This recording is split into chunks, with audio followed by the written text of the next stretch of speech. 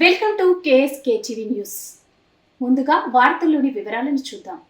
మా తెలుగు తల్లికి మల్లెపూ దండ గీత రచయిత శంకరంబాడి సుందరాచారి 111వ జయంతి కార్యక్రమం అనంతపురం జిల్లా గుత్తిపట్టణంలోని ఆంధ్రప్రదేశ్ రాష్ట్ర ప్రభుత్వ పెన్షనర్ భవనంలో పెన్షనర్ అసోసియేషన్ అదనపు కార్యదర్శి జెన్ని కుల్లాయి బాబు, సెక్రటరీ రామ్మోహన్ ఆధ్వర్యంలో శంకరంబాడి సుందరాచారి 111వ జయంతి కార్యక్రమం ఘనంగా నిర్వహించారు. ముందుగా శంకరంబాడి సుందరాచారి చిత్రపటానికి అదనపు కార్యదర్శి జెన్నె కుల్లాయి బాబు పూలమాల వేసి ఘనంగా నివాళులర్పించారు. ఈ కార్యక్రమంలో వక్తలు మాట్లాడుతూ ఈయన తిరుపతిలో జన్మించారు. వీరు ఆంధ్ర పత్రికలో అచ్చు దోషాలు దిద్దేవారిగా, ఉపాధ్యాయుడిగా, పాఠశాల పర్యవేక్షకుడుగా ఎన్నో వివిధ భరితమైన పనులు చేశారు. శంకరంబాడి సుందరాచారి గొప్ప కవి. మా తెలుగు తల్లికి అనే పద్యం ఆయన రచనలో మణిపూస వంటివి. రాష్ట్ర చరిత్ర, సాంస్కృతిక వారసత్వం రమ్యంగా వర్ణించిన 4 పద్యాలు అవి.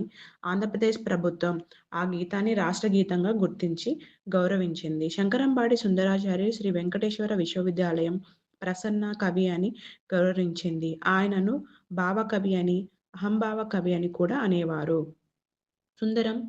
సుందరం కవి అన్నది ఆయన మరో పేరు అని అదనపు కార్యదర్శి జెన్నె కుల్లాయిబాబు తెలిపారు. ఈ కార్యక్రమంలో సెక్రటరీ రామ్మోహన్, శక్షావళి, ప్రకృతిన్, నారాయణ రెడ్డి, నారాయణ శెట్టి, చెన్నారెడ్డి, లక్ష్మీనారాయణ రెడ్డి, దేవదాస్, గోవిందప్ప, నరసింహులు, శ్యామ్యులు, ఆదినారాయణ, దామోదర్ గౌడ్ మొదలగు వారు పాల్గొన్నారు.